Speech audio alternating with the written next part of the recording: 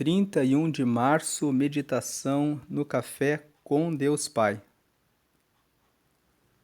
A mensagem de hoje é simplesmente ame. Tornem-se meus imitadores, como eu o sou de Cristo. 1 Coríntios capítulo 11, versículo 1. O amor é a essência da vida que Jesus nos ensinou. Ele não apenas o pregou, ele o encarnou até o último suspiro, estabelecendo o mais alto padrão de amor sacrificial. Para nós, amar como ele amou é o caminho para refletirmos sua imagem mais autenticamente.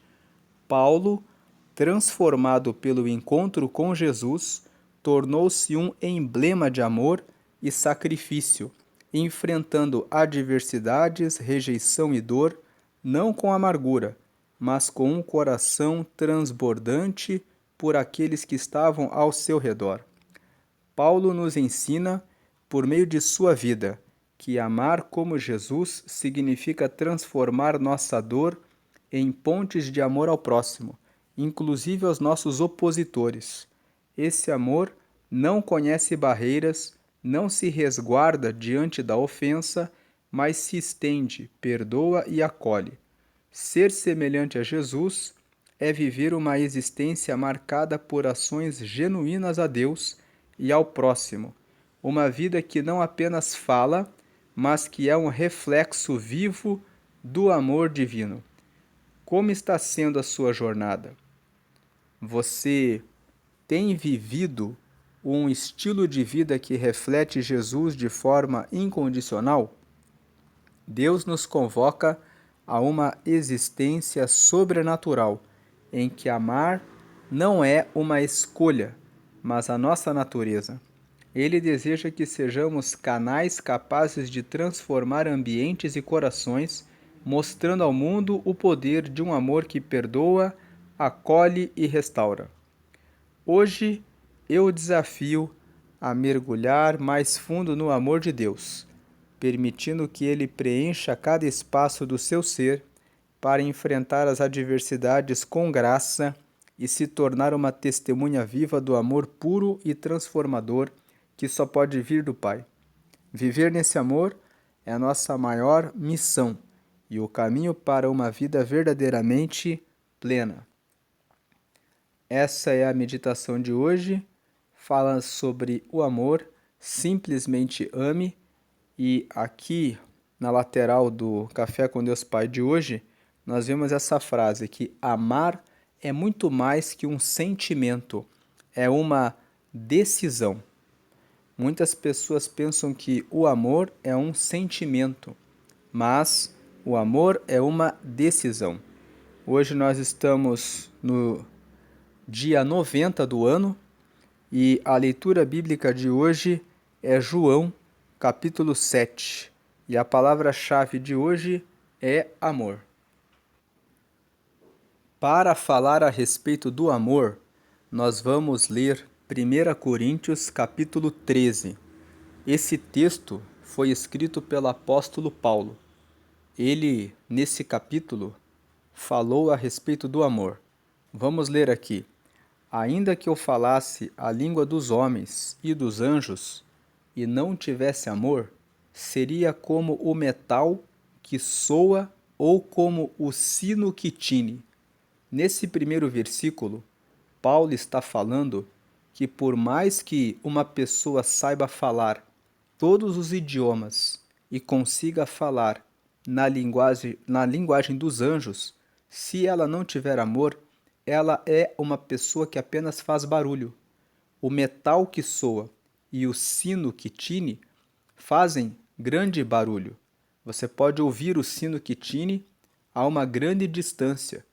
Uma pessoa que falasse todas as línguas e que conseguisse falar também com os anjos poderia ser uma pessoa reconhecida mundialmente, talvez em um canal de televisão, talvez nas redes sociais, mas se ela não tivesse amor, isso não valeria de nada. No versículo 2 ele fala assim: e ainda que tivesse o dom de profecia e conhecesse todos os mistérios e toda a ciência, e ainda que tivesse toda a fé, de maneira tal que transportasse os montes e não tivesse amor, nada seria. Versículo 3: E ainda que distribuísse toda a minha fortuna para sustento dos pobres, e ainda que entregasse o meu corpo para ser queimado, e não tivesse amor, nada disso me aproveitaria. Versículo 4: O amor é sofredor. Veja que, ao contrário do que as pessoas falam no mundo, de que o amor é só prazer, são só delícias, são só sentimentos de bem-estar. Aqui no versículo 4 de 1 Coríntios, no capítulo 13, Paulo fala que o amor é sofredor. O amor tolera, o amor respeita, o amor tem paciência quando o outro muitas vezes precisa de apoio. O amor tem tolerância em relação a opiniões diferentes. Então veja que ele fala que o amor é sofredor. Por isso que quando nós lemos a meditação de hoje, ele colocou ali, o pastor Júnior Rostirola, que o amor ele é uma decisão. Você decide amar o seu filho que tomou um caminho diferente daquilo que você esperava. Talvez você queria que ele estudasse medicina e ele resolveu estudar advocacia, e de repente a sua vontade como pai ou como mãe não foi atendida, mas você sofre aquilo e respeita a opinião e a decisão que o teu filho tomou. Então o amor ele é sofredor, ele é benigno, ou seja, o amor é bondoso. O amor não é invejoso. Outro dia, um casal em que os dois eram professores, escritores, e a mulher se tornou diretora de uma instituição, começou a ter problemas com seu marido, porque o seu marido começou a dizer: como que eu, que sou professor há mais tempo, que escrevi outros livros que foram premiados, não fui escolhido para essa vaga e você foi escolhida? E essa mulher era a própria esposa dele. Então veja que o amor não é invejoso. Ali, os dois professores, os dois escritores, ele já havia escrito alguns livros, mas ficou carregado de inveja quando a própria esposa foi escolhida para um cargo que ele queria muito ocupar. O amor não é invejoso. Ao invés dele parabenizar a sua esposa e honrá-la, ele ficou se questionando como que você foi a pessoa escolhida. O amor não é invejoso. O amor não trata com leviandade, ou seja, com desprezo, com desconsideração. Não se ensoberbece. Versículo 5. Não se porta com indecência. Muitos casais, muitas vezes, começam a discutir e começam a se xingar. Nem parece que um dia tiveram amor. Talvez o que tiveram foi apenas uma paixão.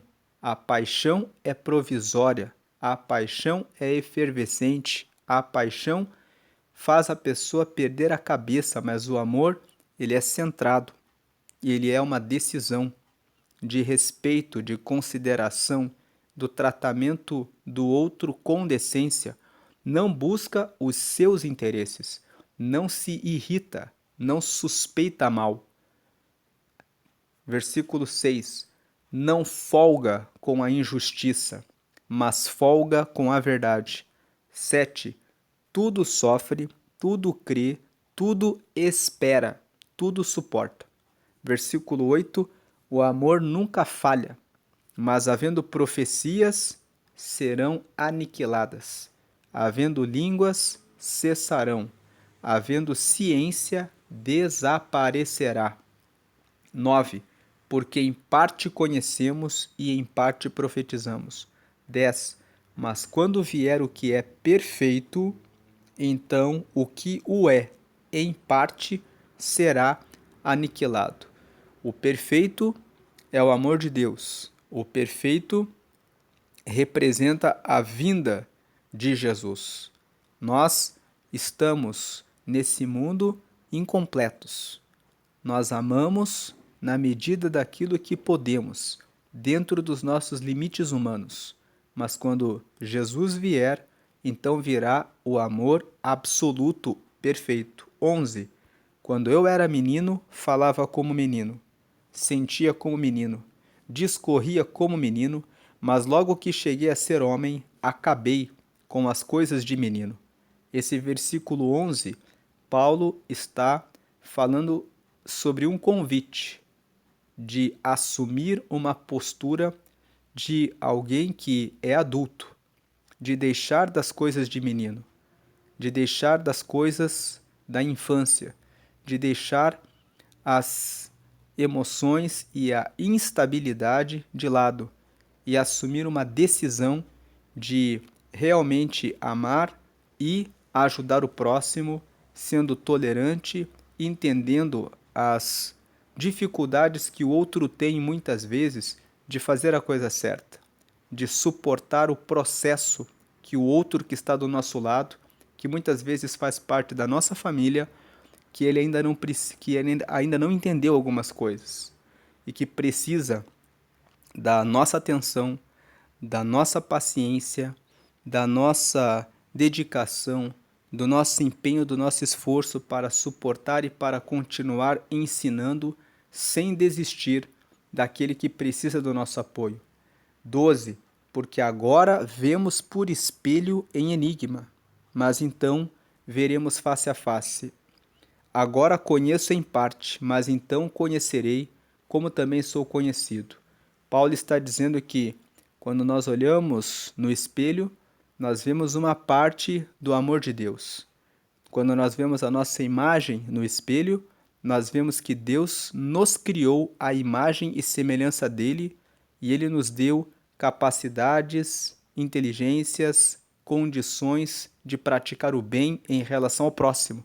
Então, quando eu olho no espelho, eu vejo uma parcela da glória de Deus que se manifesta na minha vida, que me permite fazer alguma coisa pelo outro. Mas essa capacidade que eu tenho de fazer alguma coisa boa pelo próximo, que manifesta o amor de Deus pelo próximo por meio da minha vida, é apenas uma parte. Quando Jesus vier, nós o veremos face a face. Então nós conheceremos o que é realmente a plenitude do amor, porque Ele é a plenitude do amor.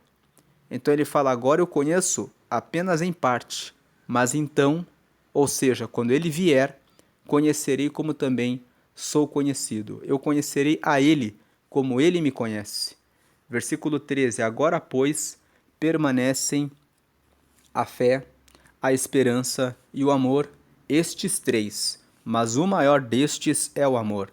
E Paulo fala que o maior é o amor porque a fé, ela é o fundamento das coisas que eu não vejo e ela é a prova das coisas que se esperam.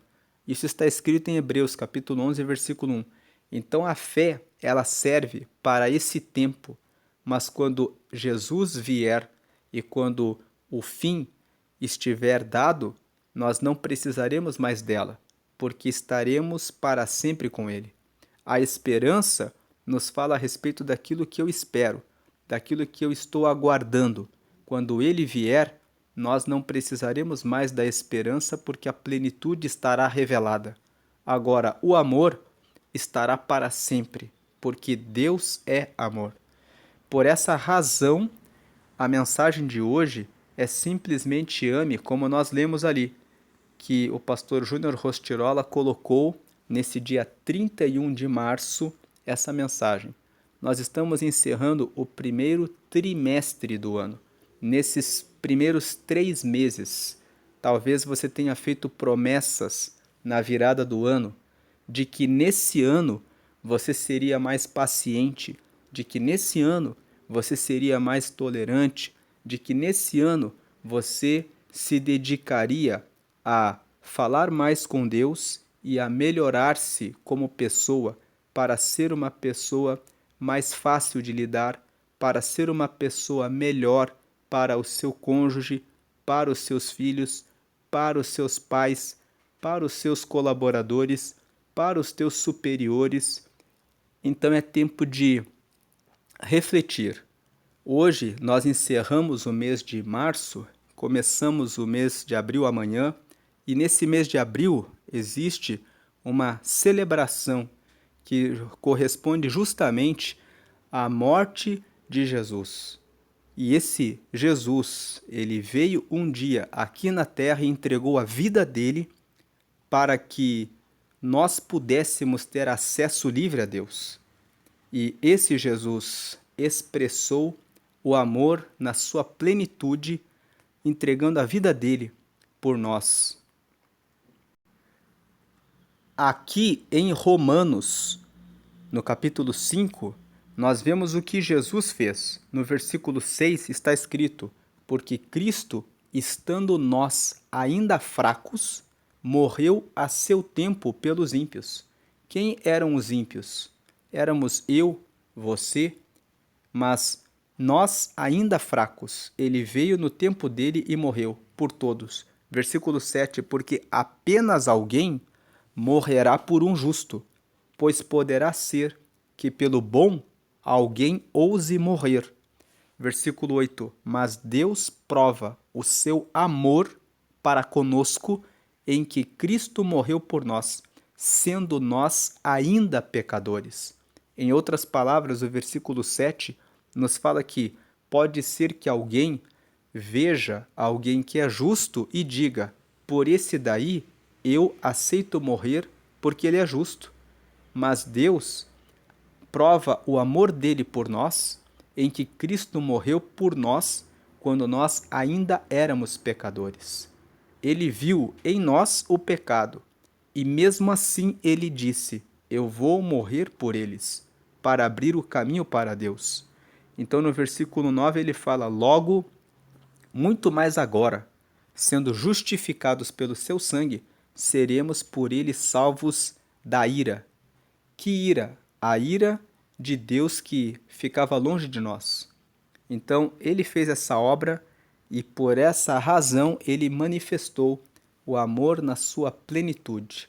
Se ele mostrou o amor na sua plenitude agora em abril, em que se comemora a Páscoa, em que se comemora a paixão de Cristo, em que se comemora o amor revelado de Deus por todos nós, então o mandamento é: simplesmente ame, seja mais tolerante, tenha mais amor, procure melhorar-se como pessoa para que você possa ser alguém que colabora com esse amor de Deus. E lembre-se que Deus ama a sua vida. Se você está passando por alguma situação difícil em relação à sua família, em relação ao seu casamento, lembre-se que Deus é amor e Ele ama você e Ele quer abençoar a sua vida. Ele já mostrou o maior amor quando Ele morreu ali na cruz para abrir o caminho livre e o acesso para sempre com o Pai. Deus abençoe o seu dia hoje e sempre. Amém.